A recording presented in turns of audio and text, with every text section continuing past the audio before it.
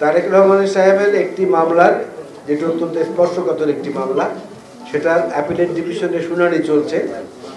গতকালকেও শুনানি ছিল, একদিন বা 2 দিন আগেও শুনানি ছিল। এই মামলাটির রায় ঘোষণার পরে যদি উনি খালাস পেয়ে যান, তাহলে উনি মামলার সমস্ত মামলা থেকে মুক্ত হয়ে যাবেন।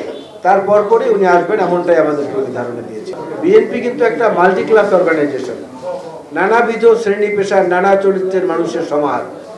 অন্য আরও কিছু রাজনৈতিক দলের মতো, যেমন বাংলাদেশ জামাত ইসলামী কিংবা কমিউনিস্ট পার্টির মতো ক্যাডার বেস না, এটা এখানে বহুবিধ চরিত্রের মানুষ জমা হয়েছে।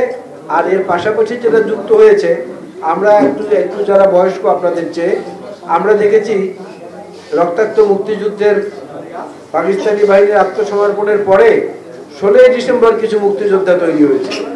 সানবিট সব দিবে সামাল। সানবিট ম্যাজিক প্রেস ডিশওয়াশিং এর মাথা ঘোরানো সলিউশন।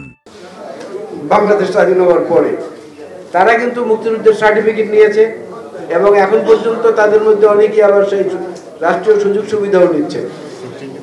16 ডিভিশন যেটাকে এক কথায় বলা হতো, ওই রকম কিছু নতুন বিএনপিও কিন্তু জন্ম নিয়েছে, আর এর সঙ্গে আমাদের পুরনোরা যে একদম নেই তা না, আছে। কিন্তু তাদের বিরুদ্ধে আমাদের সাংগঠনিক ব্যবস্থাগুলো নিচ্ছি। কয়েক হাজার ইতিমধ্যে বহিষ্কৃত হয়েছে, তার মধ্যে আজীবন বহিষ্কারও আছে। আমাদের সর্বোচ্চ নীতি নির্ধারণী ফোরাম, জাতীয় স্থায়ী কমিটির নেতার বিরুদ্ধেও কারণ দর্শাও নোটিশ দেওয়া হয়েছে। বরিশালেও আছে, আপনারা জানেন। এমনকি যৌথ বাহিনীর অভিযানে আমাদের যুবদলের একটি জেলার সাধারণ সম্পাদক ঘটনাস্থলে নিহত হয়েছে।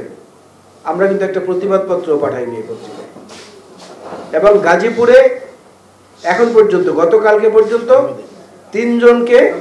তিনজনকে আমরা নিজেরা ধরে তারপরে পুলিশের হাতে সোপর্দ করেছি। আপনি যেটা বললেন, এই ধরনের ছোটখাটো অনৈতিক কর্মকাণ্ডের জন্য এখন আমরা তো ব্যবস্থা নিচ্ছি।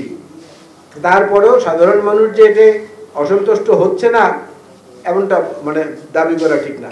অসন্তুষ্ট তো নিশ্চয়ই হচ্ছে।